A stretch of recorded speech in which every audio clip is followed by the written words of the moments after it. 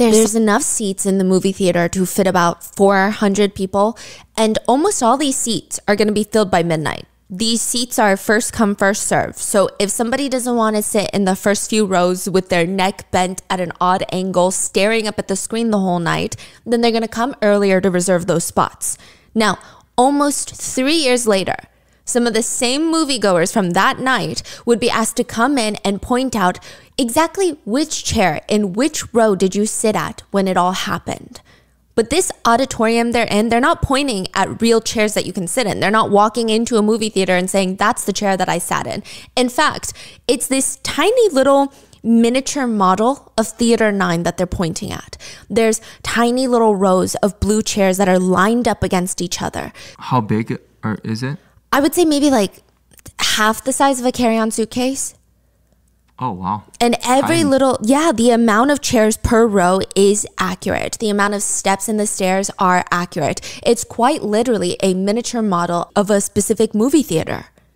Many of the same moviegoers, they walk up, they'll point and explain exactly how it all happened. But 12 of the people that were in the theater that night will not be able to tell the courtroom where they were. Because July 20th, 2012, the emergency exit door to Theater 9 would open in the middle of a movie, and a man with bright orange hair wearing tactical gear would walk into the theater. This is the midnight premiere of Batman: The Dark Knight Rises, and he will open fire. We would like to thank today's sponsors who have made it possible for Rotten Mango to support the 720 Foundation. Their mission is to honor the lives lost on July 20th, 2012 by being a resource and for advocating for other communities who experience that mental, physical, spiritual, emotional struggle after a mass tragedy. This episode's partnerships have also made it possible to support Rotten Mango's growing team, and we would also like to thank our listeners for your continued support. As always, full show notes are available at rottenmangopodcast.com. Today's case is very heavy. We're going to be discussing a mass tragedy that involves firearms and juveniles. If that's a sensitive topic, prioritize your well-being, try to show yourself some grace, be nice to yourself, and a few other content disclaimers. There are mentions of mental health self-exit, as well as brief but very graphic descriptions of injuries. Again, this case involves mass murder, firearms, so please watch at your discretion. I also want to be clear that any mention of mental health that pertains to the perpetrator does not minimize any criminal intent, does not minimize or excuse their actions. And last but not least, statements and testimonies from publicly available media have been condensed for purposes of time. So with that being said, let's get into it. If anyone were to look closely at the back parking lot of this movie theater, they would see this small white car just parked by itself in the middle of the night. And if you look closely, the car is shaking. But that's the whole point, that it's parked there. Nobody's going to see it rustling around. The space inside the car is cramped. It's a tiny little white sedan, and there is a full-grown man inside of it, changing out of his clothes and putting on new ones. He's quietly and as quickly as possible putting on a ballistic jacket, a belt with ammunition, 250 plus rounds around his waist, a tactical vest that would hold more than 400 more rounds, a gas mask, a helmet, and he's grabbing 3 different things to carry. 1, a shotgun, 2, a semi-automatic rifle, and 3, a pistol. Now he decides he's ready. But before he slips out of his car to complete what he calls his, quote, mission, he grabs his phone and he calls the University of Colorado Denver's Student Mental Health Emergency Hotline. This is 12:30 in the morning, and he's calling a university student mental health hotline. It's almost like a sick test he's playing. If someone answers, he's not going to do it. If somebody doesn't answer, he's going to do it. He would later say, I called for one last chance to turn back. I didn't hear anything for about 10 seconds, so I hung up. Then he slips in his earbuds to play really loud techno music, rave music. Before both the earbuds are in his ear, he freezes and he sees somebody. He sees a theater employee throwing trash out in the nearby dumpster because this is the back of the movie theater. This man in the car, he's got his hand on his pistol. He's holding his breath in from inside the car. The plan was clean and simple in terms of this guy's mind. Like, this is his thought process. If this guy turns around and he spots him, if the movie theater employee, his eyes go big because he just registered what's going on, he's going to be shot and killed. There's no way around it. He said he felt calm and collected. He didn't even feel adrenaline in that moment. But the theater employee never turned around, and he went back inside. The man in the car continued pushing in his earbuds, blasting that music at the maximum level so he doesn't have to hear anything, because he would say to him, none of this is personal. Just 3 days later, July 23rd, 2012, the bomb squad arrives at the local University of Colorado's campus.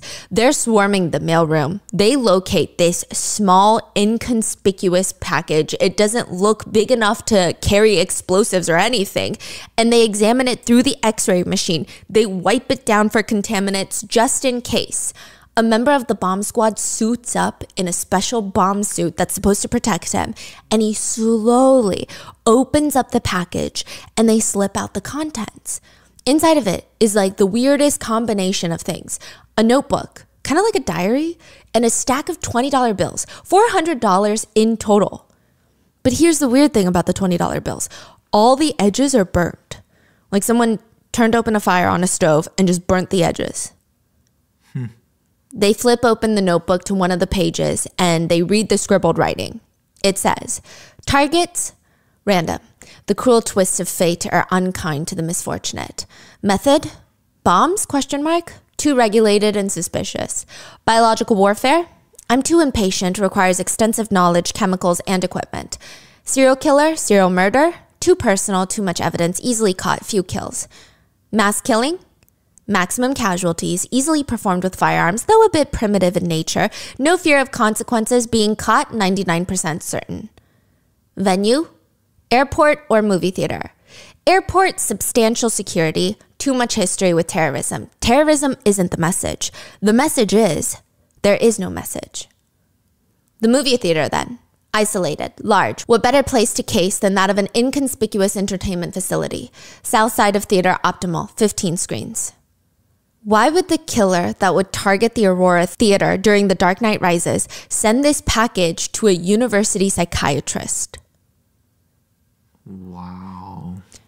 July 20th, 2012 is a big day, or it was a big day for Warner Bros. It is the premiering night of The Dark Knight Rises, the third installment to their trilogy where Christopher Nolan was Batman. Their second movie, The Dark Knight, broke $1 billion in box office sales, which is in the top 20 highest all-time box office movies. The Century 16 Theater in Aurora, Colorado has multiple showings that night for the premiere. Now, one of the most anticipated sold-out premieres was at 12:05 a.m. Both Theater 8 and Theater 9 are going to be showing the movie at exactly 12:05 a.m. right next to each other in tandem, just 5 minutes after midnight.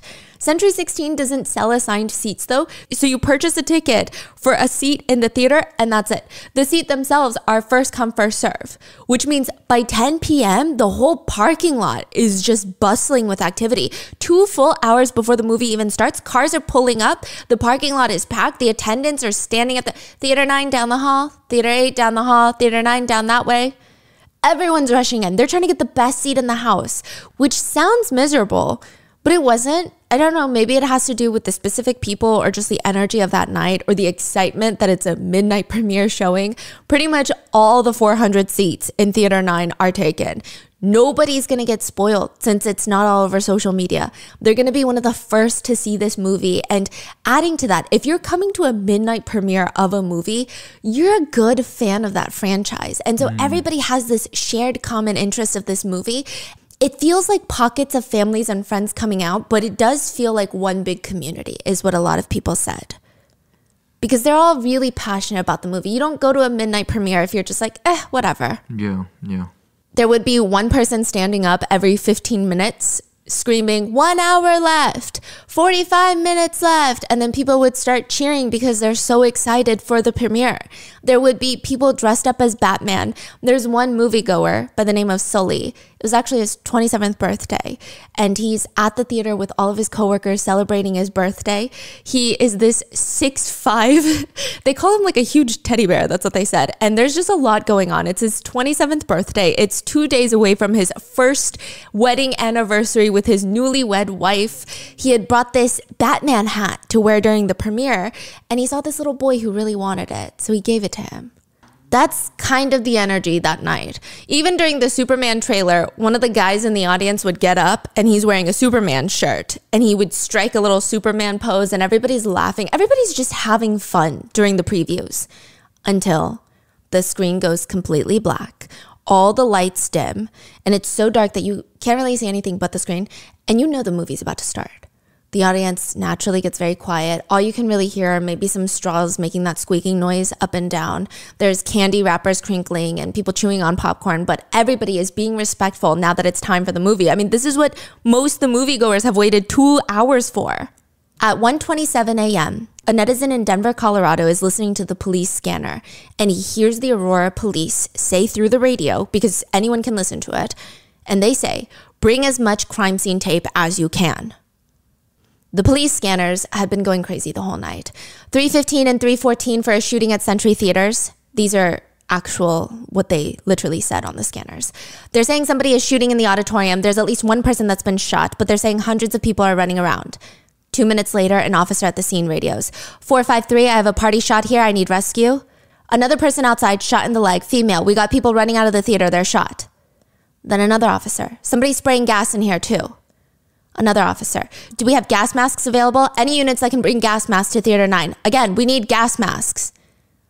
Then another officer comes on, a little more urgent. Get us some damn gas masks for Theater 9. We can't get in. We need rescue inside auditorium, multiple victims. Then another officer. Do I have permission to start taking some of these victims via car? I got a whole bunch of people shot out here, no rescue. Then a more urgent voice. I've got a child victim. I need rescue at the back door of the Theater 9 now. Eugene was there with his fiancée, Kristen, and 3 of their friends. The theater was packed when they arrived, but the only available row with 5 seats right next to each other was the second row, right next to the emergency exit door. But that's fine. I mean, their necks are going to hurt a little, but they're very excited regardless. Eugene just got off a 12-hour shift. He actually dozed off during the previews. That's how tired he was. He says, when the movie started, I kind of woke up, but I woke up not to the movie, but more like something felt wrong to me, but nothing was happening yet. I wasn't really sure what it was, and I kind of blew it off. But then he saw this figure. Someone was walking in through the exit door right next to the movie screen, at the very front, literally right next to the movie screen. The whole room is dark, but Eugene can see him a bit clearer since they're in the second row, and he said, I've never seen anyone walk in the exit door. The next thing that worried me the most was seeing the gun strapped to his shoulder. You could see the outline of the gun on the screen. Within moments, the figure pulls his arm back like he's about to throw a ball for a dog and throws something into the crowd. As it's flying over the moviegoers, some of them report hearing some sort of hissing noise, and then it explodes into a smoke. Tear gas.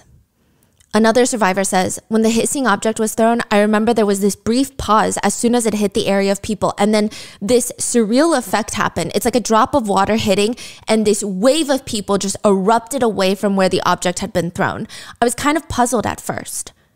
Another survivor said she thought it was a stink bomb. Those prank bombs that you throw that honestly should not be real, but mainly the biggest, worst thing that happens, it's a very, very bad odor. Maybe this is some teenager's version of a sick joke during the premiere. But no smell came. Instead, something explodes with this flashing light, almost like a firework. A lot of the survivors said they genuinely thought someone threw a firework inside the theater. But then someone screams out, "Poison!"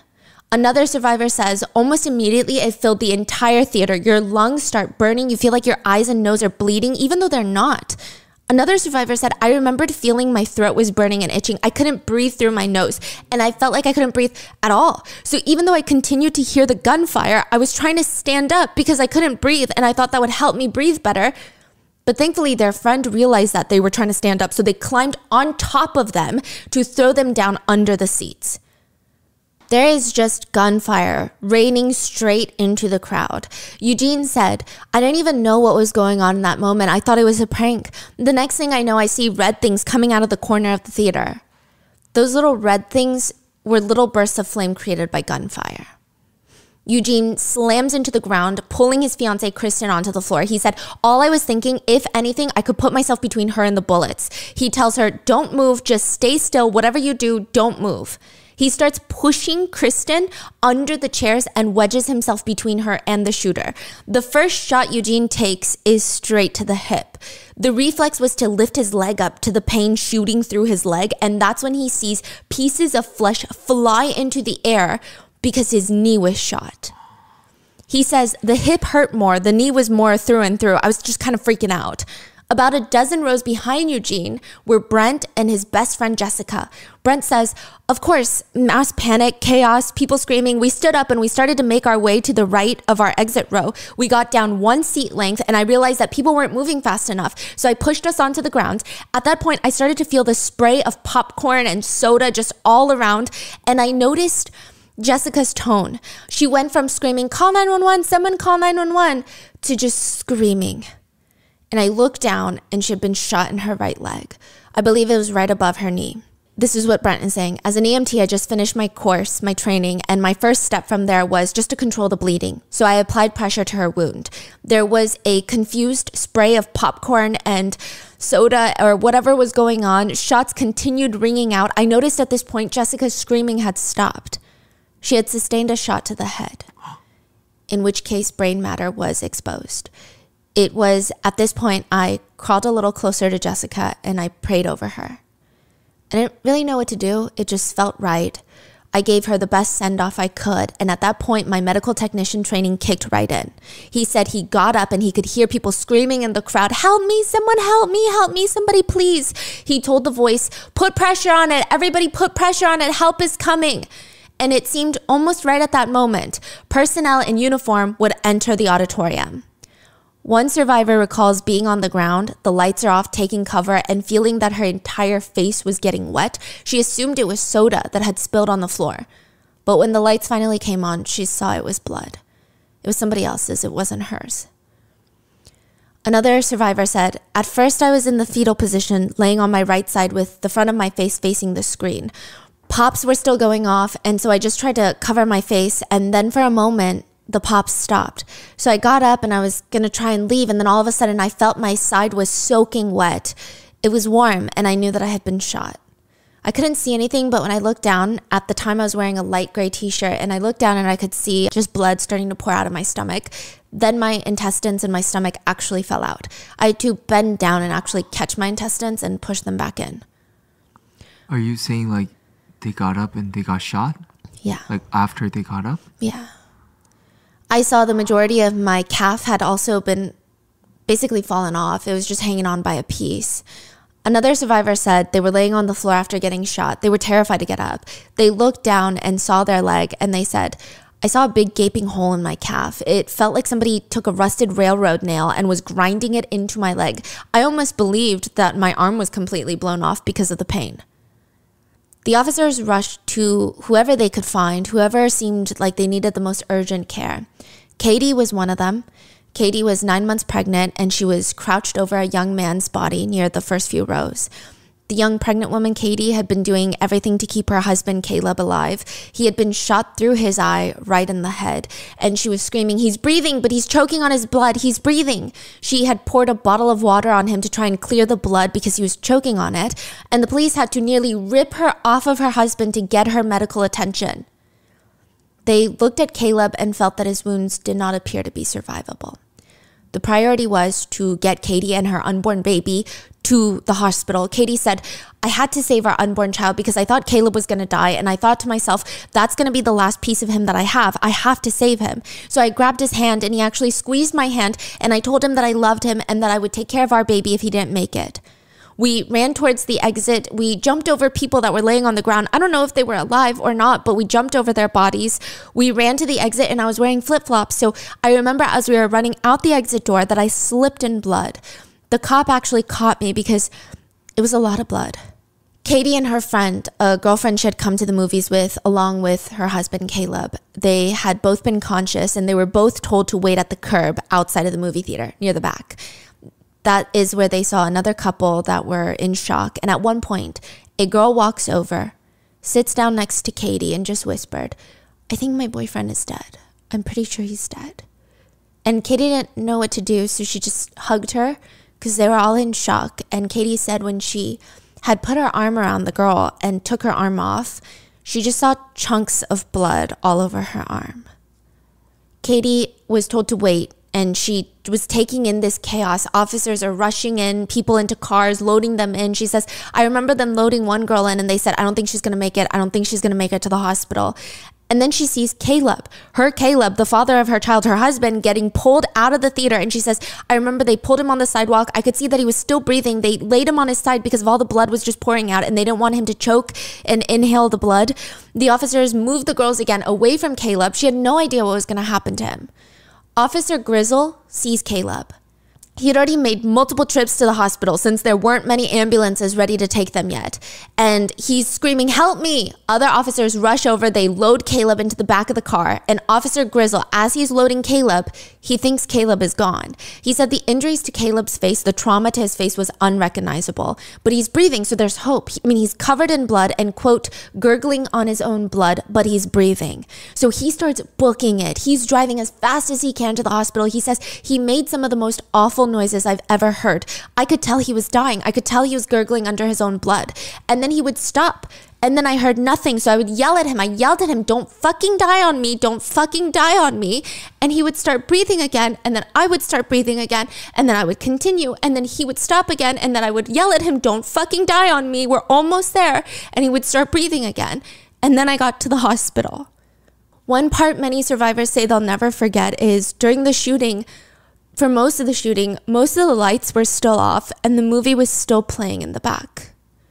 So it just made it harder to understand what was going on. When officers had arrived at the scene, the chaos was really bad. They can see tear gas just permeating the whole building. That's how they describe it. A few of the officers were running straight towards the door while everybody is screaming, running out the door. And they're screaming, get out the way, get out the way. The officer at the scene, Officer Butler, said, I've got my gun in my hand. And as soon as you enter, you're like, all right, here in the next 30 to 45 seconds is where I get shot. But here we go. We've got all these people running out and screaming. Who's the bad guy? I don't know. And then it happens. Officer Butler is staring down the barrel of another gun, another uniformed officer. He said, your mind is going 100 miles a minute, but once we had that oh shoot moment when, the two of us, two cops are pointing guns at each other thinking we're both the bad guy coming in opposite doors, it's kind of a mental reset. So they join forces to find the shooter, but instead they run into another figure wearing tactical gear, SWAT gear, what the SWAT teams wear, the bulletproof vest, the tactical gear. Black Kevlar helmet, gas mask, standing beside a white car parked in the back of the theater. And the two officers thought, okay, it's one of their own, maybe SWAT team member. Until they realized the gas mask is not a police-issued gas mask. And then his body language, there's no sense of urgency in this man's body language. He's not rushed and on high alert like all the officers arriving. So they got outside and they just saw him standing there? Yes. Just watching? No, trying to get into his car. But he's not rushed. Oh. The figure is not an officer here to protect and save. He is the killer. They immediately arrest him, disarm him, and they said he pretty much, quote, surrendered. They had to take off all of his clothing to get rid of all the weapons he had strapped on. He smelt horrendous, they said. I don't know, that was the first thing they noticed. And his pupils were massive. They were heavily enlarged. Is there another shooter? Is there another shooter? They were screaming at him. And he just looked at them and smiled. He refused to respond.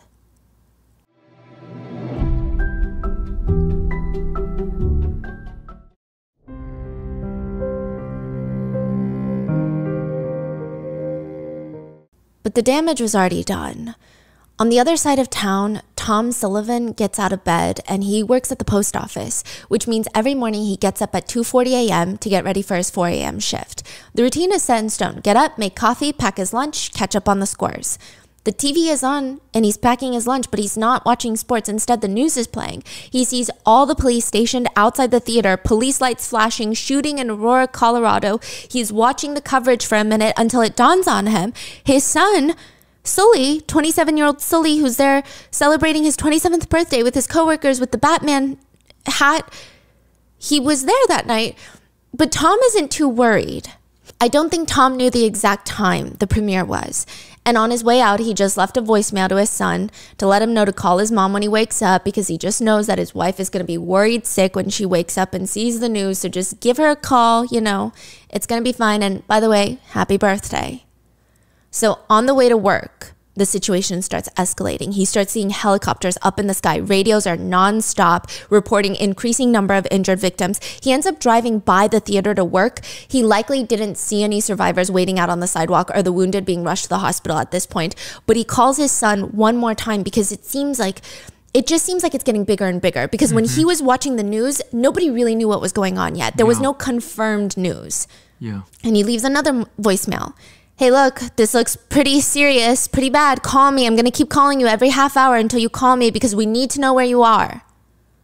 AJ is not his son, but AJ was the first to get hit by the shotgun. AJ was there with his girlfriend, La, and she said, when AJ and I realized that something very bad was happening, we stood up. He grabbed my hand and we were getting ready to leave, and he turned around and he looked at me in the most shocked way, and then he hit the ground. The killer fired from various different weapons, one of them being a shotgun, which shotguns are very dangerous because the bullets, they're not just bullets. Inside of them are these little flaming hot pellets. The point is, even if you have really bad aim, you're going to do a lot of damage in the vicinity of where you shoot, because flaming hot pellets is enough to do a lot of damage and kill someone. AJ had 14 pellets in his brain. Jansen was there with her boyfriend, Jonathan, and they had this cute little tradition where every time they'd go to the movies, they would get popcorn, a cherry Coke, and Sour Punch straws. That was their order every single time. But 30 minutes into the movie, Jansen said, he immediately grabbed me and said, Jansen, pushed me down under the seats in front of us and said, Jansen, we have to get down, stay down. I popped my head over the seat and said, why? He pushed me down and said, get down and stay down. I was laying flat underneath the seats and he was on my left side, so basically shielding her. Jonathan had his hands on Jansen's back and he just kept pushing her further under the seats, using his body to almost cocoon and shield her. And she said, he gave me one final push before I didn't feel his hands again. I just felt hot liquid and what felt like gravel being thrown at me, and I thought, this is the moment that I die. I was down there for maybe about 10 minutes, but it felt like a lifetime. When I finally did slide out, John was there with his eyes closed. I started shaking him and I said, John, we have to go. It's time for us to get out. Come on. He looked like an angel and he wasn't bleeding, but he was dead. By the time the police burst into Theater 9, the movie was finally cut off and stopped playing. The lights are on. And the first thing they do is they search for that child victim they received multiple 911 calls for. They get to the mom first. Ashley had thrown herself on top of her 6-year-old daughter, Veronica, to shield her. They were both shot. Ashley would be shot directly into her spine. She physically could not move since her nerves had been shot. In total, Ashley, the mom, had been shot 3 times. She could do nothing but watch the police carry Veronica's unresponsive body out of the theater. She couldn't run alongside them with her baby. She just had to watch them leave. But once the authorities, they get little Veronica out of the theater, they realize her injuries are not survivable.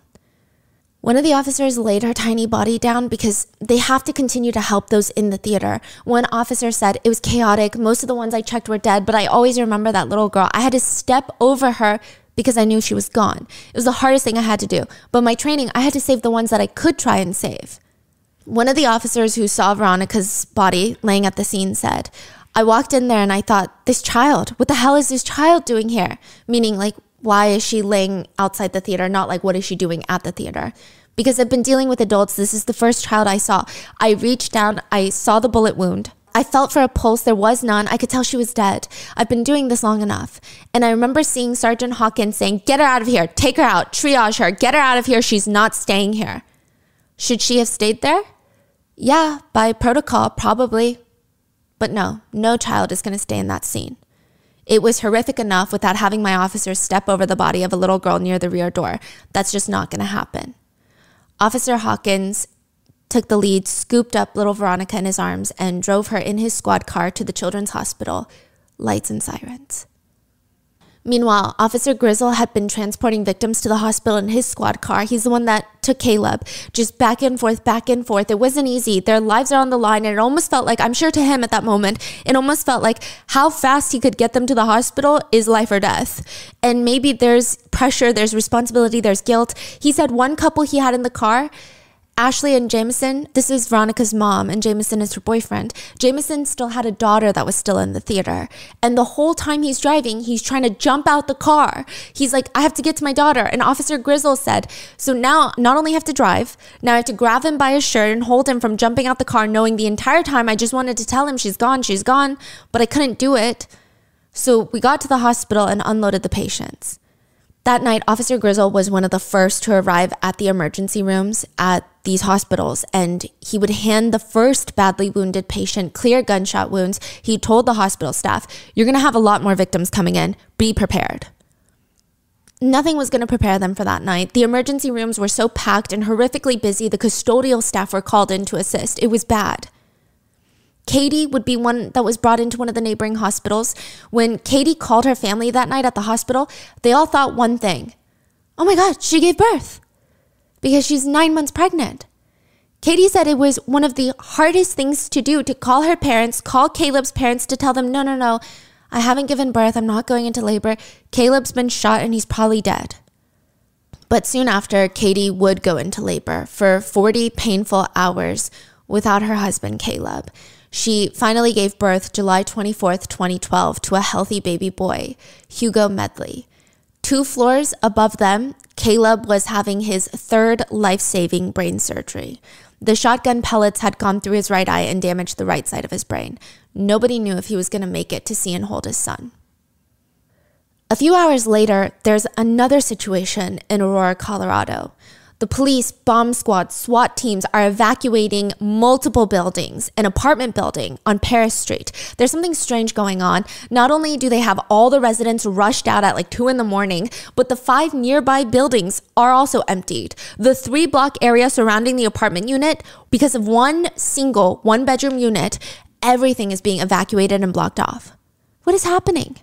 25 minutes after the killer had left for the theater, loud music starts blasting out of his computer in his apartment unit. It's a timer. What? What does that mean?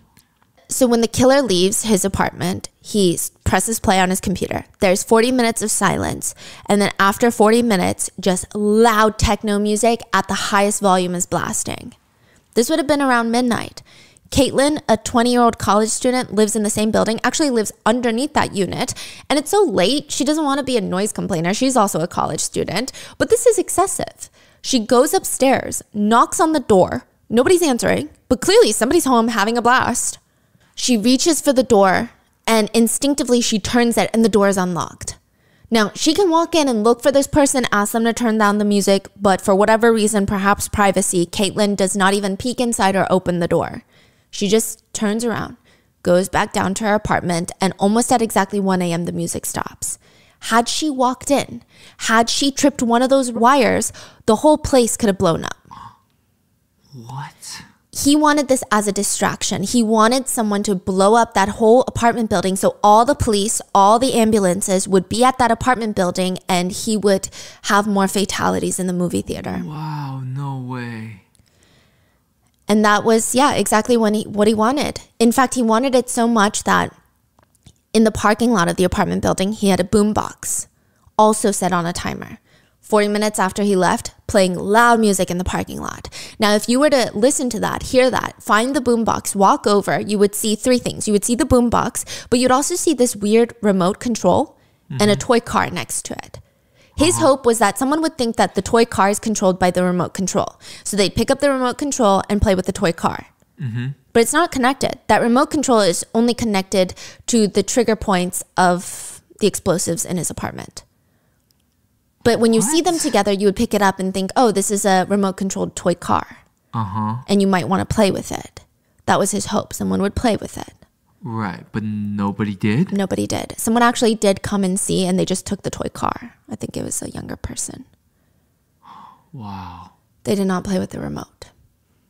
Now, FBI agents, along with the police, they attach a camera to a 12-foot pole and push it inside the apartment, and the whole place is booby-trapped. One wrong step, one wrong push, one wrong move. I mean, the whole place could have blown. There's several nearly invisible tripwires connected to 1-liter plastic bottles containing unknown substances that are 1,000% explosives. The camera picks up 16 homemade bowling ball-looking objects, They have red and white wires connected to each other, just all sitting in the floor of the living room. There's 11 green soda bottles filled with gasoline and several pickle jars filled with homemade napalm, which is made of melted styrofoam and gasoline. It's very dangerous. It's very explosive. It explodes and it sticks to your skin like syrup. Inside the pickle jars are also bullets. So if the pickle jars were to explode, they would send glass along with bullets, along with burning flaming hot liquid exploding into whoever is standing nearby. There's nearly invisible fishing wire in all different entrances of the home that would trigger the detonation.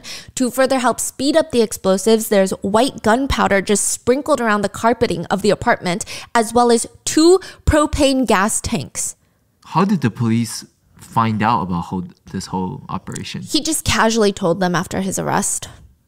I think like 1 or 2 residents called 911 to complain about the noise, but obviously there was too much going on in Aurora, Colorado. I don't think any officers like, let me go there. Now, the whole place was booby-trapped and he clearly wanted someone to set it off. He left his door unlocked so that someone could easily come in after hearing the loud music. And in the kitchen, the police find, between the refrigerator and the trash can, they find this poster board with the calendar. And July 20th, 2012, the date of the massacre, there is a marking and it looks like, he calls it his logo, his symbol or whatever. It looks like someone writes the letter 1 or the number 1 and then draws an infinity sign on top of it and then encapsulates it in a circle. Yeah.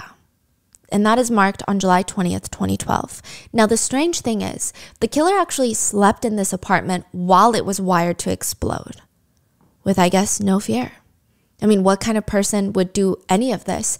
They have the killer in the police interrogation room and they're able to walk through his courses of actions, the steps that he took. He had parked his car in the back, near the empty parking lot of the movie theater where the dumpsters were. He walked around to the movie theater entrance, walked in wearing very casual clothes, baggy pants, beanie, tan-colored shirt.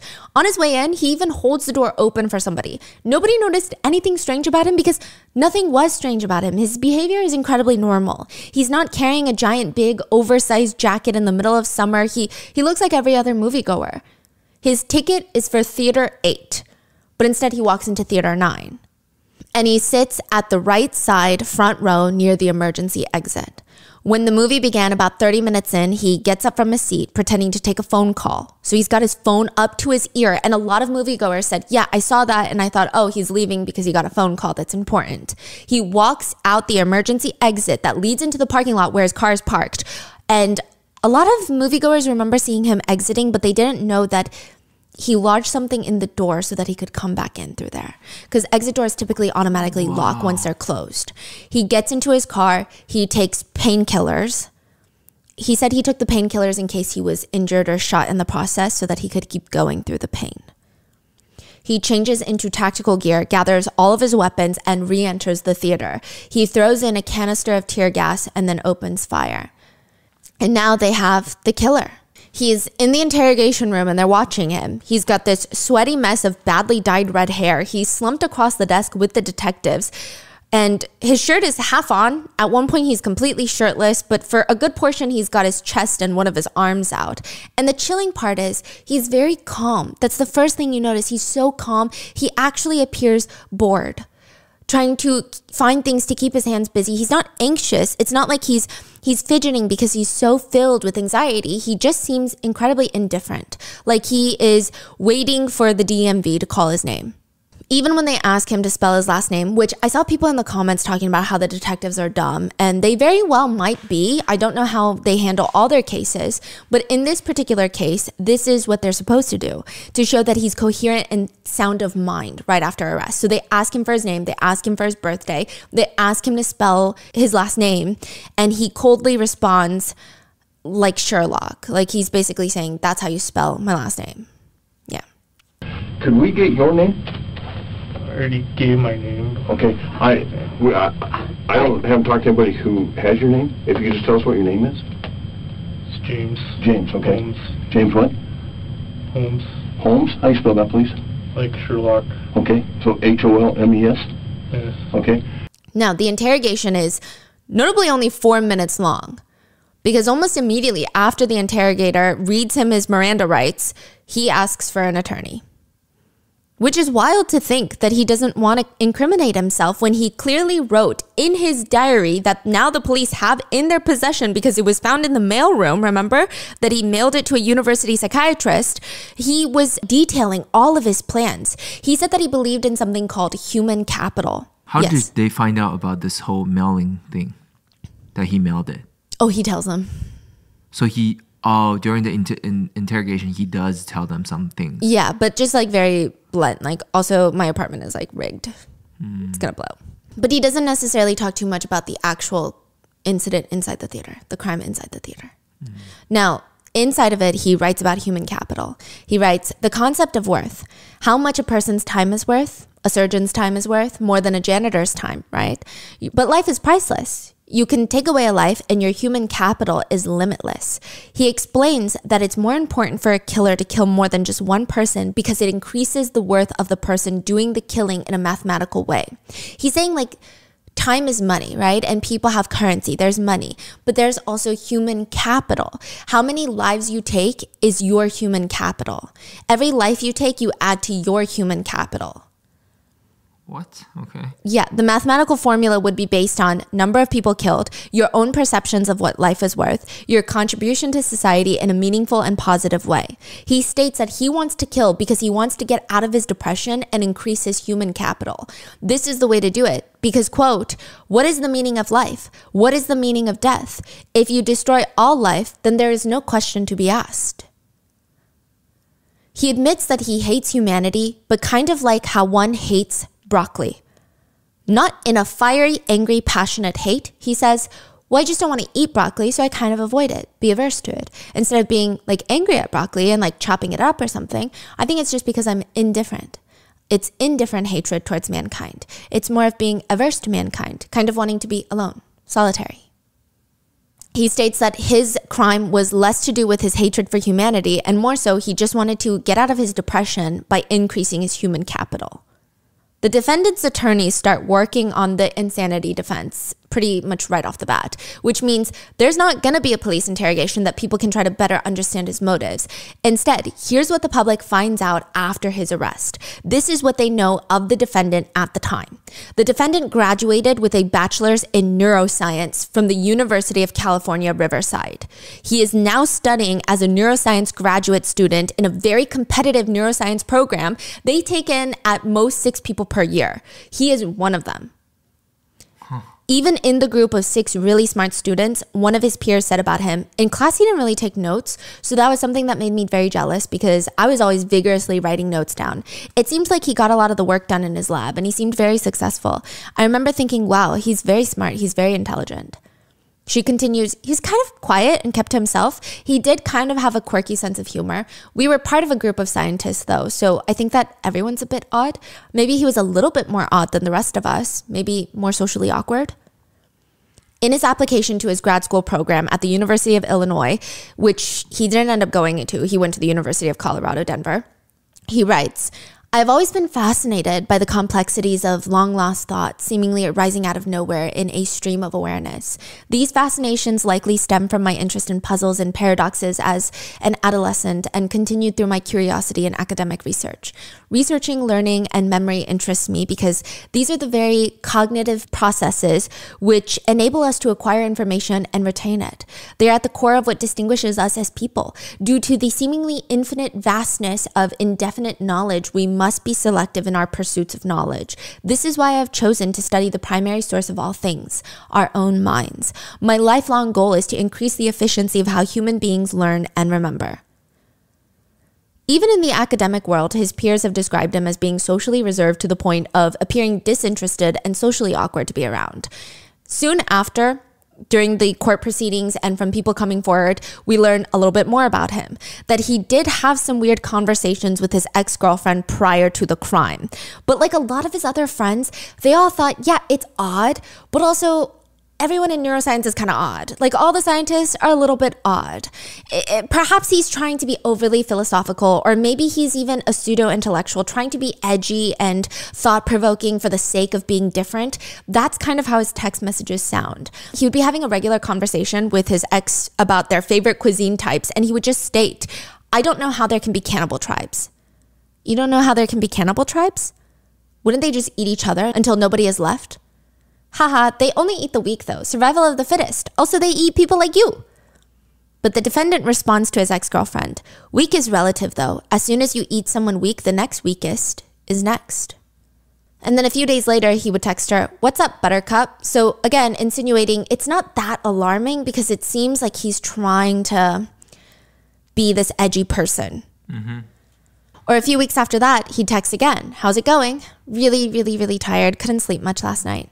Serial killers keeping you up?" Actually, this time, yes. I was asleep for an hour and I had a serial killer dream and I couldn't sleep after that. "Well, I won't let them get you." A few weeks after that, he asks his ex over text if he should sleep, play Skyrim, the game, or read. And she responds, "Skyrim, slay those damn dragons. Fuck the future for once. Do what you feel like doing. It's Sunday afternoon." "Well, what I feel like doing is so evil, so I can't do that." "What do you feel like doing?" "Video games are the next best thing through escapism." "Wait, what is so evil that you want to do?" "Kill people, of course. That's why I live in the future." By the ex's response, it's clear that she doesn't really take it seriously, which a lot of people can see why. The tone of most of his messages are always very dark, but in a sarcastic tone. "Kill people, of course," kind of sounds like, duh.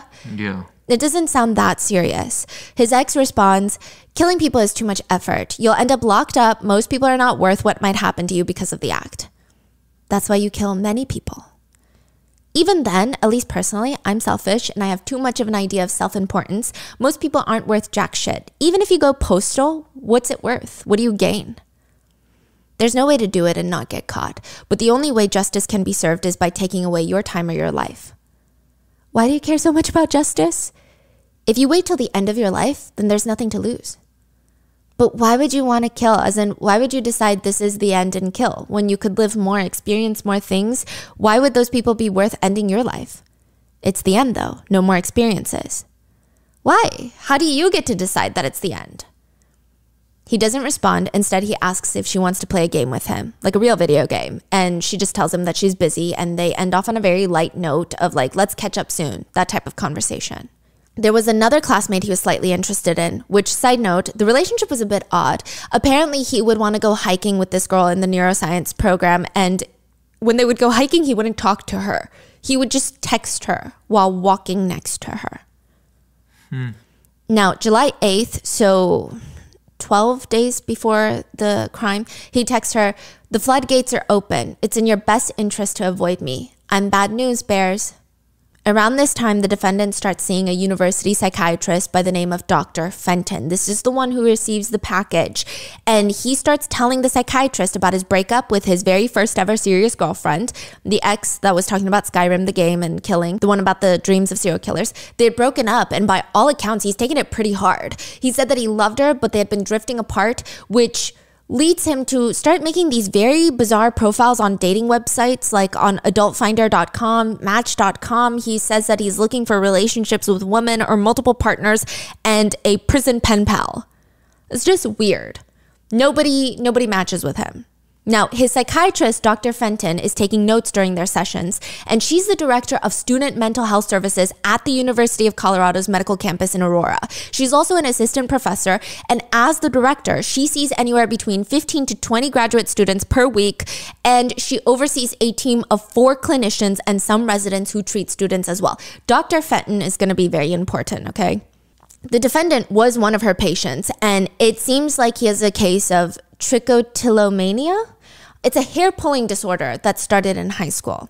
Mainly during stressful times, exams, interviews, he would just like pull at his own hair, and that would lead to hair loss. Even if it's not visible, this is a diagnosis that people can get. It's just reoccurring, consistent pulling of one's hair. The patient said that he felt no shame in his hair-pulling disorder. He didn't feel embarrassed by it, which is odd because most people do. They try to hide it. And he said that, I'm not embarrassed, but I would rather not people know because there's no reason for them to know. He does later write in his journal, "First bald spot was in 10th grade on the back of my head. When someone mentioned it, I was going bald. I switched locations. Sideburns late high school, widow's peak early college, under chin and jaw late college, most recently eyebrows and eyelashes." But the sessions weren't really about the hair pulling. They were about his feelings about his breakup and his intrusive thoughts of wanting to kill people. He stated he felt angry towards even his psychiatrist, Dr. Fenton, because she described him as not being a communicative person. He perceived Dr. Fenton as not wanting to communicate with him because she had already accomplished her goal from his perspective. He felt like the only reason she's seeing him is to prescribe drugs. He called her a mind rapist and a pill pusher. He particularly got angry on one occasion when she refused to tell him her philosophical outlook to the meaning of life. And he told her, which his is, there's no right or wrong. Yes, side note, he has a very nihilistic view of life where he believes that there is no inherent meaning in life. There's no purpose or value. Typically, this means that there's also a rejection of moral absolutes, that there is nothing morally correct or wrong, good or bad, that humans cannot make that call because humans lack objective validity to even begin with. Which, if you look at it super positively, you could say that nihilism means that humans should be free to create their own meanings and values without other people predetermining theirs. But if you look at it super negatively, which a lot of people do, it's just a very depressing, morally gray outlook on life of nothing matters. Yeah. The defendant told his psychiatrist before the crime that he felt a level 9 out of depression of a scale of 1 through 10. But after he starts putting his little plan for his mission, that went down to a 5. So he starts writing in this journal that he titles Insights into the Mind of Madness, where he had his little logo with the symbol and the circle. He called it the ultraception that represents, quote, an alternative concept or idea. He scribbles it all over the journal, and he writes about the death problem. So he says that he wants to self-exit. That's what he's writing about in his journal. But he's like, well, is there any way for me to live without self-exiting? 1, ignore the problem. If the problem or question doesn't exist, then the solution is irrelevant. Didn't work. Forms of expression tried, including reading, TV, and alcohol. So he's saying, I tried ignoring depression. 2, delay the problem. Live in the moment without concern for answering the problem. Didn't work. 3, pawn the problem. If one cannot answer the question themselves, get someone else to answer it. Didn't work. Everyone else didn't know the solution either. 4, love, hate. Despite knowing death is false and suboptimal response, I can't find a working alternative. If all of life is dead, then the question is, why should life exist? What is the purpose of living? Now, a lot of people have tried to make out the defendant to be this genius madman because he's a neuroscience PhD student, right? And I mean, generally speaking, it is a very impressive accomplishment. He does have a relatively high IQ of like almost 130, I believe, but nothing about what he writes is that of a tortured genius, which that we cannot understand. This just sounds like every other depressed person that I know, but with one caveat. He seems to be depressed and he wants to take it out on humanity. Yeah. He writes, the obsession to kill since I was a kid, with age has become more and more realistic. First obsession onset started more than 10 years ago. So anyways, that's my mind. It's broken. I tried to fix my mind. I made it my sole conviction, but using something that's broken to fix itself proved insurmountable. Neurosciences seemed like the way to go, but it didn't pan out. In order to rehabilitate the broken mind, my soul must be eviscerated. I could not sacrifice my soul to have a normal mind. Despite my biological shortcomings, I fought and fought. There's one more battle to fight with life, to face death, embrace a long-standing hatred of mankind, and overcome all fear certain death. I mean, there's such a strong narcissistic trait in his notebook, the way that he writes, just everything. He also writes, nothing is easily recognized, but can it be understood? As soon as nothing is described, nothing contains features of something. Even the very symbolic encapsulation of the word nothing is a description many people view it as black or darkness, but these are things in and of themselves. Nothing. Everything suffers the paradoxical quandaries as nothing. What? What is he talking about? I think he is trying really hard to have a very unique life experience and believe that he is so far above humanity that he has these crazy thoughts that transcend regular people's thoughts and emotions. Some netizens have stated, this guy is not smart, okay? He's just a pseudo-intellectual. The next page, he writes about being insecure about his private parts that were on the smaller side when he was a teenager. And then he writes, the weak are most likely to perish in trying times. Likewise, the strong are most likely to overcome. Why do the average and strong support the weak? This is easily answered. In trying times, the weak will fall. They act as a buffer. Furthermore, when the weak die, the average and strong become weaker. So he's saying the only reason that people protect the weak is not because we have hearts and morals. It's because they are the buffer from other people getting weaker. Yeah, they're saying they're the buffer from their next. Yeah. It's, again, a very bizarre, grim outlook that is, again, reminiscent of pseudo-intellectual talks. Yeah. He writes, "The mind is a prison of uncertainty. Trillions of cells guard it for eternity. Oh, where art thou, master key? Destroy the mind and be free." He would later say that he hates sheeple, people who behave like sheep, letting themselves be mindlessly controlled by others. And when he decides it's time to carry out his mission, he ends up packaging up all of his little notebooks and these burnt $20 bills and mailing it to Dr. Fenton. He knew that she wouldn't get it before the crime, so it's not like she can prevent the crime. When he's asked later, why would you send this? He just said, because she had been my primary psychiatrist. She said she would be available. One of the last entries in the notebook reads, "Cinema near me, isolated and large. Reason. The reason why life should exist is as arbitrary as the reason why it shouldn't. Life shouldn't exist." There have been conversations about Dr. Fenton's role in this. Not saying that she's responsible, but in the sense of a lot of netizens felt like she did not do enough. Because he straight up told her he had thoughts of killing people, and she did not put him in a psychiatric hold. She did not commit him. He also told her about having weird shadows he saw flickering around, very reminiscent of hallucinations. Now, the other argument here is that technically she didn't have enough information to get him committed, is what she argues. I don't really know how it works. I'm sure it's a gray line. I'm sure it's not that cut and dry. I do think the things he was saying in therapy, I mean, I don't know the laws that psychiatrists abide by, but it's really alarming. Just truly so alarming. Because I don't know what more you would need to commit someone. Like, do you need them to write down and sign a sheet of paper saying that, yeah, this is my plan, contractually, I'm going to do it? I don't know. So he mentioned having these thoughts, but nothing concrete. The defendant would say himself that he didn't want to tell Dr. Fenton about his exact plans because he knew that if he said anything concrete, he'd be committed. So maybe he was trying to walk this very fine line that I'm not that familiar with. So he didn't say anything concrete, but he is opening up about all the plan he had? No, so basically he would say, I want to kill people. Which I thought is enough to get someone committed. And a lot of netizens feel like that's enough too, because some netizens are saying, I was committed for way less. Like, that's crazy, right? He would say, I want to kill people. But then when asked who, he'd be like, he wouldn't answer. So she's arguing you need to have a concrete plan and a specific target.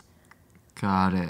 But I don't know. It's so, you know, it's a lot. So he did talk about killing people and having that come across his mind 4 to 5 times a day. He said he didn't want to talk to her about those things. He straight up told her, I don't want to tell you more, basically, because you would, quote, lock me up. Yeah. I think the part that a lot of netizens are upset about is the fact that during these interviews, apparently Dr. Fenton would ask the patient who exactly he wanted to kill, and he would again tell her again and again, I can't tell you because you would, quote, lock me up in a psychiatric hospital. So it's not that he doesn't have a plan, it's that he literally told her, I'm not going to tell you my plan. I'm not even going to tell you if I have a plan. Dr. Fenton writes that her sessions with the patient became medication management sessions because he was unwilling to open up verbally with her.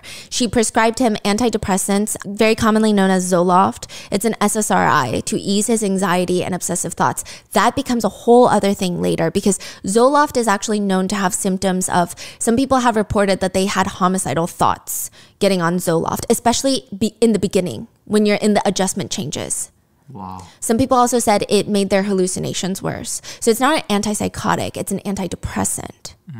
So people are saying, is that malpractice? Because why, if she knew his symptoms and she knew what he was saying, again, this is not me accusing her of anything, but just what has been talked about by netizens and a lot of community members. Now, she claims that she believed the homicidal thoughts were more so obsessive thoughts rather than real plans, that they were abstract and not concrete. March 19th, 4 months before the crime, a clinician under Dr. Fenton's team emails Dr. Fenton. I saw a student late Friday who I hope you would be able to see, and soon if possible. He is the most anxious guy I have seen and has symptoms of OCD, but most concerning is he has thoughts of killing people, though I do not think he is dangerous. He said he did not want to tell me everything he is experiencing as I might have to report it. The reason I think it might be best for you to see him as I think it might be best to keep him in our system. What do you think? Then another email. His name is, and he may email you because he has trouble talking on the phone. He said it's very hard to come in. Problems concentrating, anxiety around people, and public speaking. He says he wants to kill other people. It's very hard to interview him as he would just stare and take a long time to answer. Oh, side note, and the reason that I'm redacting his name is not because I think he deserves privacy, but because he did have a sense of he wanted to gain notoriety out of this. Now, it appears March 2012 is the first documented time that the patient verbalized to the psychiatrist his thoughts of wanting to kill people.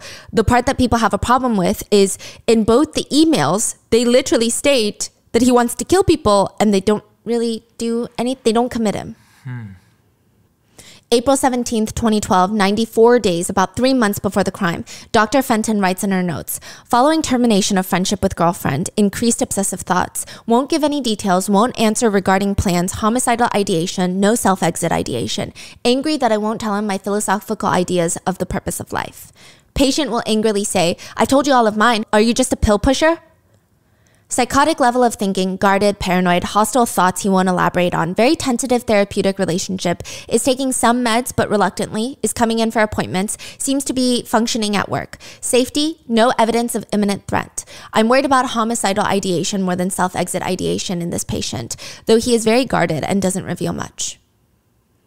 Then June 11th, 2012, about a month before the crime, another session concludes, and Dr. Fenton's notes read, after I asked how his comp exam went, he reports he failed it. Test was last Thursday. He found out Saturday. As usual, he seems inappropriately nonchalant about this. He's basically quitting his grad program. Says he doesn't really like the program anyway, and he doesn't plan on retaking the test. Thinks he will quit the program and look for a job. Knowing his history of anger and homicidal ideation towards seemingly most of the human race, we proceed to assess the level of dangerousness. He does not appear depressed or showing that he would like to self-exit. However, he continues to make hostile comments to both me and my other doctor and seems more paranoid than on previous visits. After about 20 minutes, patient said he had to leave to go talk to his grad school advisor, got up and left without thanks, goodbye, or any other parting remarks as per his usual demeanor. Significant worries remained about the dangerousness of the student, particularly the potential for violence against others, given his long-standing fantasies of killing as many people as possible, his caginess in discussing any details regarding methods, targets, timing, his refusal to give us permission to contact anyone who could give us collateral information or speak on his behalf, unclear timeline of his mental health status and past history. Has he always been this odd and angry, or is this new? Suggesting a psychotic break, substance-related psychosis, or a medical illness, ? That is crazy. And what's crazy is the bottom of that note reads, does not currently meet criteria for a mental health hold. He is not gravely disabled and has no evidence of self-exit ideation, long-standing homicide ideation, but denies any specific targets, and there's no current evidence that he's angry at the school or anyone else for his failure. No evidence of past violent acts. A few days later, he was on internet forums asking people about their favorite bombs. She would argue later in court, for a mental health hold for somebody with homicidal thoughts, you need a couple of things. One is evidence that it's not just a thought, that they have a plan and they're moving towards action on those thoughts. And the second thing is there has to be a specific target. And he all along had denied both of those. Yeah. Now, many netizens felt Dr. Fenton is at fault to some degree in their opinions. I'm not making a legal personal statement here, but it got to the point where she had to wear a bulletproof vest for the trial when she testified. Her name was leaked, she was doxxed, and she received countless death threats. But then in 2022, she was ripped apart again by netizens, though not nearly as severe, because she published a book on the case titled, it was released 9 years, 364 days after the crime, the day before the 10-year mark of the tragedy. Which, more than that, she starts every chapter of her book from a Joker quote, which a lot of survivors and victims' families do not like the Joker comparison that was done by the media. On top of that, the killer himself stated he was not inspired by the Joker or anything like that. He straight up stated he chose The Dark Knight Rises for the sheer fact that he knew it was a popular franchise. He knew people were going to be there for the premiere. He just wanted a packed theater. It didn't matter if it was The Dark Knight or any other movie. He said he knew very little about the contents of the movie. He claimed he dyed his hair because the whole orange hair was a thing. People thought he dyed it to be like the Joker, right? He said he dyed it because he normally kept it brown because, quote, I wanted to differentiate myself from who I normally was because I was not my normal self. He did have a Batman mask in his house, but he claimed it was irrelevant. And I also believe that because, I mean, Batman is such a big franchise.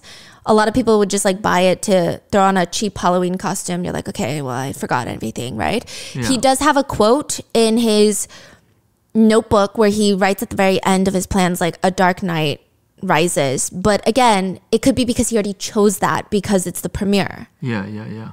But she, knowing this 10 years later, still put a Joker quote at the beginning of every chapter. And she's not really someone that is very well accepted by survivors and victims' families. And I would say the community, because I think there are some people who have sympathy for her and how she was getting death threats and went through a lot afterwards, and she was essentially doxxed. But a lot of people find that her book almost makes it seem like she's the biggest victim in all of this. And then add to that the Joker quotes, and add to that a lot of survivors and victims' families members just didn't already like her involvement in the case because of he straight up told her. Yeah. So it just was a bizarre choice.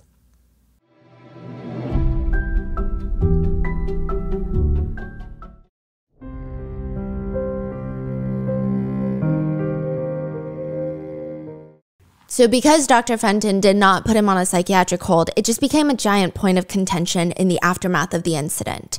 So remember how I said the interrogation for the defendant was about 4 minutes before he lawyered up? Mm-hmm. Well, there is a 45-minute clip we have of him sitting in the interrogation room prior and after to being formally questioned, and they're just making him wait there. And it is so bizarre to watch from, I guess, like a psychological standpoint. It's a very clear indicator of just how indifferent he is about what he did. For a good chunk of it, he is shirtless. He is wearing nothing but like a black pair of undies. He's so bored. He starts tearing the plastic label off his water bottle. He starts taking apart the paper cup in front of him. And again, none of his actions look like one of anxiety. It looks like, I am so bored, I need something to do. Eventually, he gets so tired of that, he starts banging around the underside of the table like he's a Home Depot dad. He starts picking at things. Eventually, an officer walks in asking him, hey, what are you doing? What are you doing? Removing staples? All right, is that your shirt that you're not wearing? He lifts up his shirt from his lap and looks at it. It was. It was? How come you're not wearing it? Because they cut it. Oh, okay. You cold or anything? No. The officer walks out, and immediately the defendant goes to try and play with the electrical socket. He's using the paper cup, trying to stuff it inside. It does not appear that he's trying to get himself shocked or electrocuted. He honestly, again, seems very bored, like he's waiting to get his driver's license renewed. Someone commented that it looks like he's waiting in the back room of a car dealership when the car salesman tries to negotiate with you and they make you wait. That's how indifferent he feels. That's the energy he gives. When the officer comes back in briefly to tell him, hey, don't do that, when he's gone, it seems like the defendant throws a temper tantrum. He flicks the water bottle and the paper cup, all the junk off the table, onto the chair and floor like a teenager slamming their door after a fight with their parents. Then the officers, they placed paper bags on his hands to protect the gunpowder residue, to which he asks, what's it for? The authorities don't tell him straight up. They don't say that. They just ask him, what do you think it's for? And he responds, popcorn. What? They look like popcorn paper bags. The officer responds, could be used for popcorn, but not right now. When the officers leave, the defendant starts playing hand puppets with the paper bags on his hands. He does this for minutes, multiple minutes, a full-grown man for multiple minutes. There's not more of this interrogation, like I said, because he lawyered up, and he will be pleading not guilty by reason of insanity to 24 counts of first-degree murder, 140 counts of attempted first-degree murder, and 1 count of possessing illegal explosives. Meaning for every victim's life taken, he was charged with 2 counts of murder because of, quote, extreme indifference. This is going to be a death penalty trial. For each count, the defendant pled not guilty by reason of insanity. The attorneys try showing examples of how insane he must have been because his grandfather from his mom's side was diagnosed with psychosis. He was hospitalized after wandering around the yard naked. Apparently, his dad's father, his other grandfather, was also hospitalized for major OCD. And there are other people in the family that have schizoaffective disorder. His lawyer argued that the defendant, quote, was blessed and cursed by his genetics. He is smart and loaded for mental illness. He did have what the court documents and psychiatrists have described as remarkable pupil dilation. So a lot of pictures you see of him, his eyes look very intense. That can happen because of psychiatric medications. That can happen when somebody is very stressed. It can happen for a variety of reasons. But in prison, it does appear that the defendant does start to lose his mind while waiting for the trial, which I do want to say again, this doesn't matter. Because it's not about his mental state in prison, it's about his mental state at the time of the crime. So yes, while it does appear he does seem to lose his mind a little bit in prison, there can be multiple different reasons for that. Now, there are 3 types of thought manipulation. Thought withdrawal. This is the paranoia that a patient might feel when they fear that someone is extracting their thoughts and feelings from their mind, feeling like someone is reading their mind. Now, there's thought insertion, the fear and perception that someone might make you think things without speaking to you. They're inputting it through waves or inputting it through frequencies to control your mind. And then there's thought broadcasting, the perception that your thoughts or feelings in your mind are somehow being translated and being portrayed on TVs and radios for others to watch, broadcasted. These are clearly not normal, healthy perceptions. In prison, the defendant stated that they were experiencing thought withdrawal. He believed that everybody, the guards, the psychiatrists, the other inmates, were reading his mind. So he would distract them by sitting in his cell so that they can't read his mind, and he would scream out colors like blue, pink, red, green, so that they'd be so distracted by his actual words that they could not withdraw the thoughts from his mind. He got onto the top bunk of his cell and he stood erect on the top bunk and fell backwards. At the very last second when he fell, the CCTV footage showed that he does lean his head up to protect the back of his head. He did fall twice. Yeah. So like they're saying that behavior is strange. Yes. He stated that he was experiencing hallucinations. It could have been, you know, you could interpret this multiple ways. You could interpret it as him trying to pretend to be insane. You could interpret this as he is going through some sort of psychiatric condition, which is what a lot of his psychiatrists believe, that he was actually going through something. Again, doesn't matter because insanity means at the time of the crime. It doesn't mean 2 hours later. It doesn't mean 2 months later. Mm-hmm. He was taken to what they call the rubber room, where the whole place is just made out of really hard rubber. Yeah, he was put on self-exit watch and he would get naked and start smearing his feces on the walls. He said that he saw dancing shadows. He had feces caked in between his toes. He was just doing a lot of strange things. They give you a sack lunch when you're in the rubber room because you're not allowed to have utensils. So they hand you a sack of food that you really cannot harm yourself with because they're concerned. And he wouldn't eat it. He just refused to eat for multiple days. He didn't drink water for multiple days. At one point, he got the meat from a sandwich, like the luncheon meat, and he put it in between 2 paper cups and started eating that like a sandwich. So he's just eating paper cups. Just a lot of odd, different behaviors. Now, again, keep in mind, it doesn't really matter. The records read, patient has been engaging in increasingly bizarre behavior, disorganized and self-harming behaviors. He has intermittently been refusing to wear clothing and eat or drink. He was noted to be licking the walls and defecating on the floors, smearing feces. The patient was noted to eat paper. He has also been banging his head against the wall as well as ramming towards the wall and headbutting it. Patient was noted to be talking to himself in jail and told people that he was not sure if they were real or not. Later, when patient was asked why he was not eating or drinking, he said, "I don't know what the juice is. I was in a box without any juice and I couldn't reach it." When asked why he was in jail, he said, "Because I pulled away from the people I knew and I drank their blood. I took the blood that was not mine and it was unfair. I was selfish." When asked about harming himself, he said that he, quote, bit his arm for food. And when he was asked what kind of food, he said proteinaceous food. His pupils were dilated to 5 millimeters, which isn't necessarily the most alarming thing in the world. Now, there were concerns that he was attempting to self-exit in prison, but he said that actually no, he was just having visual hallucinations. In fact, he told his psychiatrist one of his biggest fears, ironically in prison, was that he would be murdered in prison for what he did. Yeah. So the question still remains, Was he insane at the time of the crime? Doesn't matter what he's doing in prison. In his notebook, he writes of his symptoms leading up to the crime, quote, symptoms. Now, keep in mind, everything in this notebook could be very well written with the intention of using it to support an insanity plea. He writes that he was experiencing catatonia for 3 to 5 hours in the middle of the day. He couldn't even move. The only words he hears in his head during that time are, "Bambi, get up, you must get up." He has brief periods of invincibility where he feels he's moving at hyperspeed, interchanged with periods of extreme tiredness. Later, during the interviews with his psychiatrist, he was asked, "What should people know about you?" And he responds, "That I'm kind of shy, I guess." Kind of a shy fella? Yep. He just has this weird smile the whole time. These interview tapes are available to the public. He never really blinks. He never really breaks eye contact. It's a lot. Perhaps there's a medication element to it, but his demeanor is a little off-putting when you realize what he's just done. He sits there in his prison uniform with his hands on his lap. He's not frozen still, but he's calm. He's so calm. He's not shifting his weight. He's not feeling a guilty conscience. He's not feeling uncomfortable being surveyed. He's just sitting there. His face almost looks frozen. His eyebrows are slightly raised with a slight smile the whole time. One netizen comments that it appears he's waiting to hear the punchline of a joke. That's the expression. Sometimes he does laugh and he'll quickly stop and he ends with a weak like, haha, okay. From a psychological standpoint, psychiatrists wanted to know, was he always like this?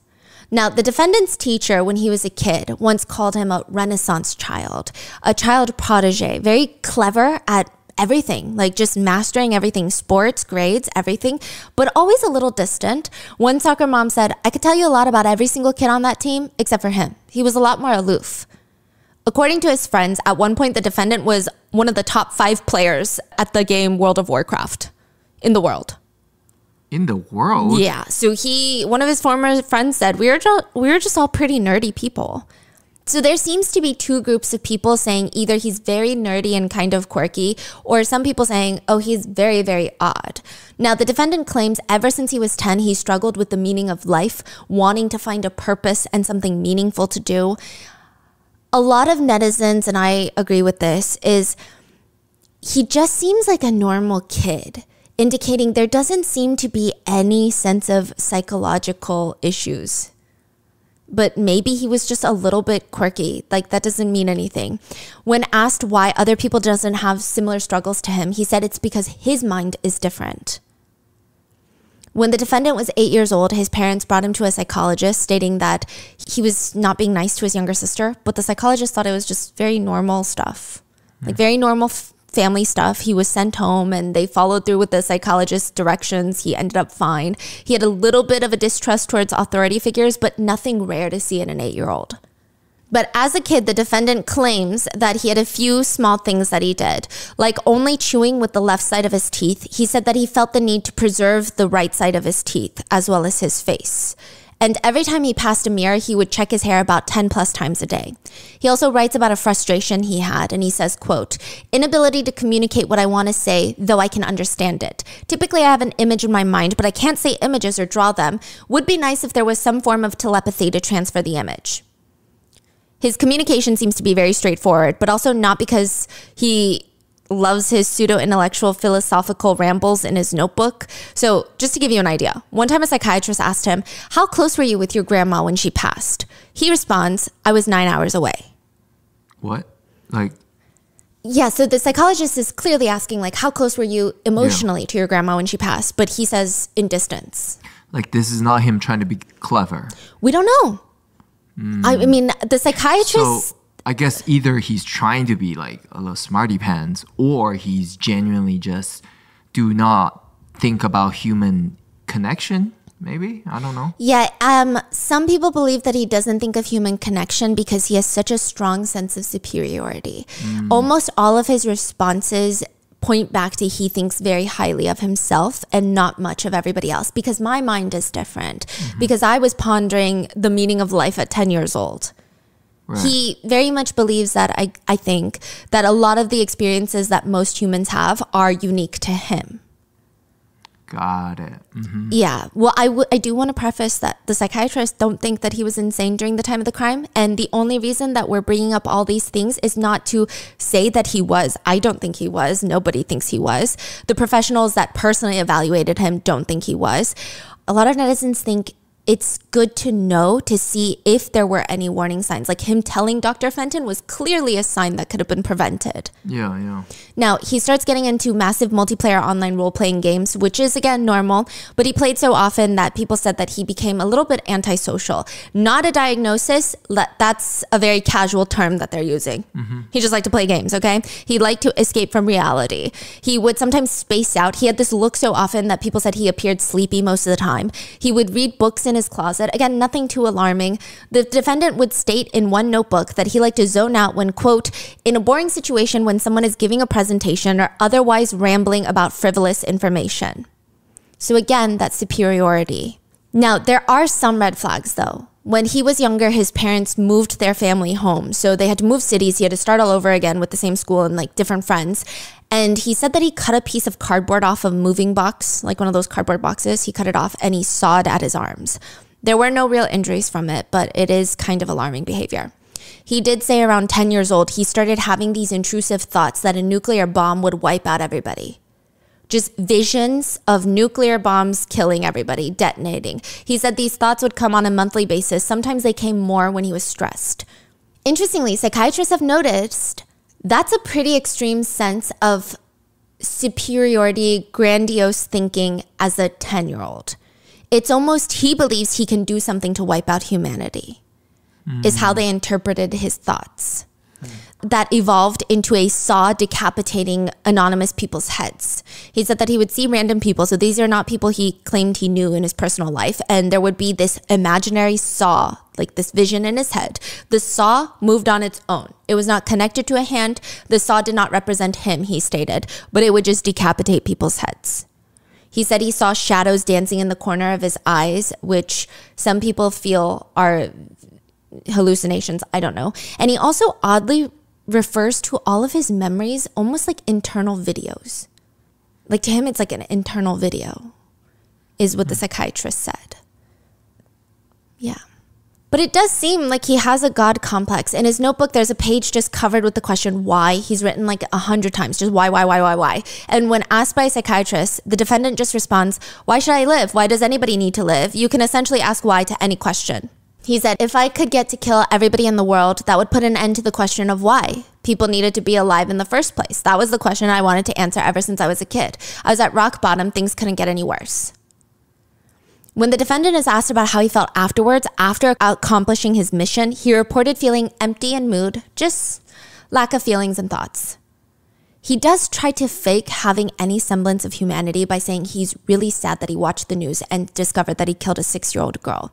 He goes on to say that he specifically went to a midnight movie to avoid killing children because children deserve to live more than adults. But he also says he does stand by the fact that his human capital increased because of the murders. So I think he's just an evil, vile person. In addition, he states that he feels sad. He took someone's choice away on whether or not they wanted to live because he would want that choice for himself. But then at the same time, he believes his human capital increased. I mean, all of it is done very unconvincingly. The notes read, express very little anxiety, conflict, or regret regarding the crime. That's his psychiatrist note on him in prison. Now, just like the Wade Wilson case, I'm so confused because women are sending letters to the defendant. No way. Not just letters, but sexual photos of them showing their cleavage in skimpy clothes, kneeling on the ground. I think within the first few months, he received $4,000 in his commissary account. What? Yeah, he put them all those sexy photos up on the board in his prison wall, along with the infinity symbol with the circle around it. When asked later why he thought these random women were sending him these letters, he said he thought it was because they found his adultfinder.com, match.com profile.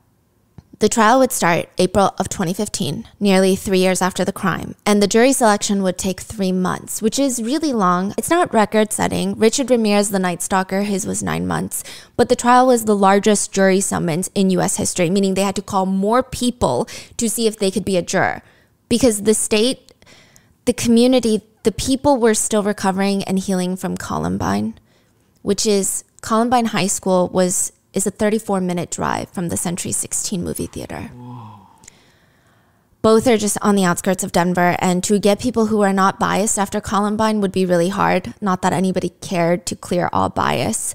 There were 24 jurors, 12 official and 12 alternates. At least 2 of them had ties to Columbine. It was just impossible to find someone without ties.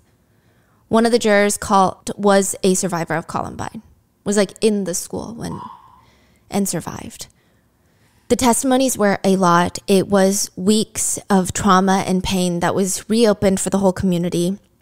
2 police officers, husband and wife, were working that night. So, I mean, just think about the ripple effect of these types of incidents. It's not just the people that were there. It's not just the victims' families or the survivors' families. It's the first responders. It's the medical staff at the hospitals. It's everybody that knew these people. You're talking about, I don't know, the spider web of effects. I don't even know how one would calculate that. And obviously the whole nation too. Now, 2 police officers, husband and wife, were working that night at the theater, and Michael, the husband, said when he got home, he had to clean all the blood off his wife's uniform and gear bag. He said the victims were, quote, subjected to nothing less than the trauma of war. Caleb, the husband who had to have brain surgery while his wife gave birth 2 floors below in the same hospital, he does end up surviving. When he was recovering, there was a moment where the doctors didn't know how much he knew of what was going on around him. And when they brought him his son in the room, his heart rate and blood pressure rose. He moved his hand towards his baby to touch him. He would appear in court in a wheelchair. He lost an eye. He cannot speak. He cannot walk. His dreams were of being a stand-up comic, and now he can't communicate as well as he used to. He could only testify in court by tapping out letters on a big white alphabet board balanced on the witness stand.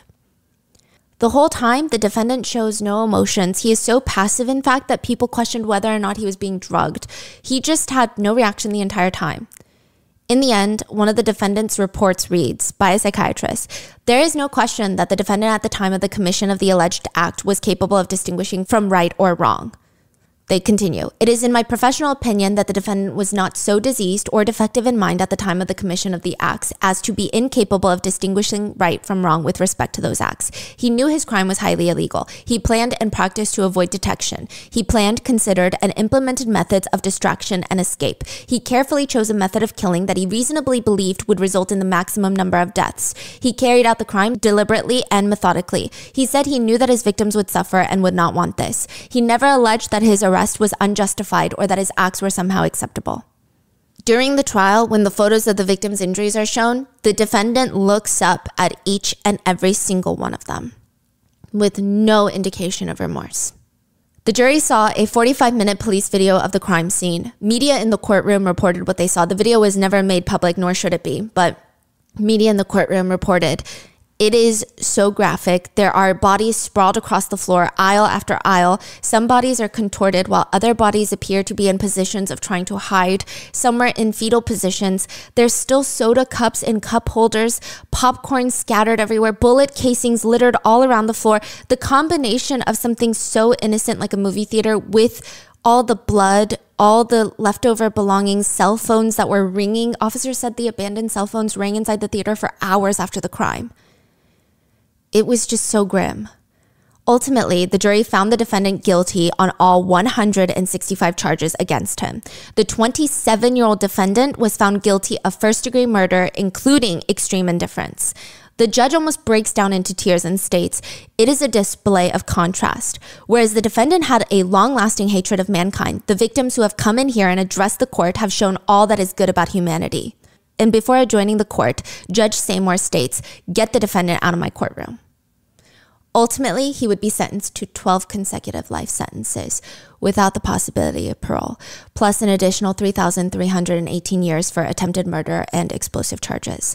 The jury spared him the death penalty. There was one juror who did not want the death sentence, and it had to be unanimous. 6 months later, the theater remodeled and was reopened. A lot of survivors and victims' families went, and they said it was a way to take back the control and not let the tragedy define them. Many first responders also attended. Honestly, I think they're so brave for going back. I can't imagine, nor do I think I would even have the strength to walk back through those doors. So these are very incredibly resilient people. Many of the survivors are clearly still suffering. I mean, I would say all. Many are dealing with severe PTSD, anxiety, depression, permanent physical injuries, paralysis, loss of control over bodily functions, amputations, chronic pain. Many still have pieces of bullets in them because it would be more dangerous to take them out. And it's likely that all of them deal with some level of guilt. Not that they should, but the brain just works in those ways. One survivor said, "I still wonder every day how I got out of there and how I'm a survivor and they're not. I think about them and I think about all the people that lost their lives every single day." 12 people would be killed from the events of July 20th. The last words Gordon Cowden was able to say to his 2 teenage daughters when they were separated in the theater in the chaos was, "I love you." He would be found dead. He was a father of 4 and his kids were his whole life. His son would say, "My dad taught me what it meant to be a man." He was a father first and last and always. That was all there was. We were trying to figure out what to say for his eulogy and such, but really it was just, he had us 4 kids and that was just the life he lived. That was all he was all about. His kids were his whole life. John Larimer was at the theater with his girlfriend Julia. Julia would later say, "John's first instinct was to grab my head and cover me and tell me to get down. He was kind of guiding me where to go and he looked up for a split second to kind of see what was going on and I thought, I think that's when he got shot. He was holding on to me tight and I could feel he relaxed. I think that's when he died." Julia survived but lost about 40% of her hearing and has severe PTSD. Even the scent of popcorn can trigger really terrifying memories, but she says she will never forget the love of her life that saved her in more ways than one. She said, "He was 1 in a billion to me and a lot of people, and I hope that his heroism and his bravery can be honored forever and remembered forever." Which, by the way, his bravery extends beyond that night. He was also serving our country in the Navy. He said that he just wanted to protect our country and save others from danger and harm. John was 27. Alexander Sully was turning 27 that night. His parents searched for him for 14 hours and they pleaded with the press, showing a picture of their son, "Tell me where he is," because all the hospitals nobody had answers. He kept screaming, "Tell me where he is, someone call us." And they would not receive that word until hours later that their son had passed. Tom, Sully's dad, just remembered seeing him on the cold steel gurney in the morgue and he leaned down and he whispered, "Mom was worried. We'll see you again." And the place Sully's parents feel the closest to him is at the movie theater. They still feel a burning need for change and gun reform. Alex's dad, Sully's dad, who had never any dreams to become a politician, he was working at the post office, was elected into the Colorado State House in 2018. Yeah, and he wore Alex's leather jacket every day as a reminder of who he is and why he's here. He is a Colorado State Senator. 18-year-old AJ was there with his 19-year-old fiance, La. She said, "When AJ and I realized something very bad was happening, we stood up. He grabbed my hand. We were getting ready to leave. He turned around, looked at me in the most shocked way, and then hit the ground." She said, "My world, my whole identity was shook." AJ was an award-winning ceramic artist who was on his way to go to college, and his dreams weren't even to fill a museum. He just wanted to open up his own studio and be an art teacher. AJ's mom told the court, "I am now a single mother of 1 child. I have lost half of what I was put on this earth to do. My life is basically half of what it was."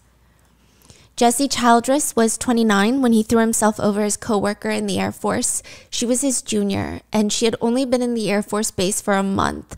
Jesse was tasked with showing her the ropes. It would be said about Jesse, he was a very hard worker. There was never a job he left undone. He was very patient. He showed me everything, answered every single question I had when I got there. Since I was the new person, I needed to be shown around, and he did all of this while still getting his job done. Outside of that, he was just the nicest guy. 24-year-old Alex Teves would dive in front of his girlfriend when the gunshots went off. He was shot in the head. His wounds were so horrific that his parents were advised against seeing their son's body one last time. He had a master's degree in counseling psychology. 24-year-old Jessica Gwawi had been brought to the Children's Hospital in Colorado. She had severe injuries to her lower chest and abdomen. They worked to resuscitate her for over an hour, but she did not survive. She had gone to the movies with one of her best childhood friends, Brent Lowak, who was visiting town, and they had known each other since they were little, and he probably knew of Jessica's eating habits. Jessica's family would joke, "If there was something on your plate you did not want Jessica to eat, you better put hot sauce on it." She was such a foodie. She was a sports journalist, And Jessica and Brent were sitting in the 12th row, munching on popcorn, when Jessica's mom had texted her. And she responded, "Go to bed, Mom. Get some sleep. I can't wait for you to come next week. I need my mama." Her mom sent one last text message before going to bed, and it read, "I need my baby girl." The lights dimmed. The movie started. Jessica was shot 6 times. Brent was shot. He managed to crawl out while escaping. He called Jessica's mom, and she could hear screaming in the background, and he told her, quote, "There's been a shooting. It's random. I've been shot twice. I think Jesse's been shot twice too." Jessica's mom remembers telling him, "Please just tell me she's not dead." And he just said, "I'm sorry, I tried." When officers went into the theater, they're pulling victims to the emergency exit and loading them into the squad cars. She was laying in the back seat when the officer booked it to the emergency room, but she was pronounced dead. Jessica's mom would say, "The last 3 or 4 days, I hadn't been able to sleep because I kept thinking of my baby on that theater floor all by herself, that dirty theater floor, being outlined in chalk all alone.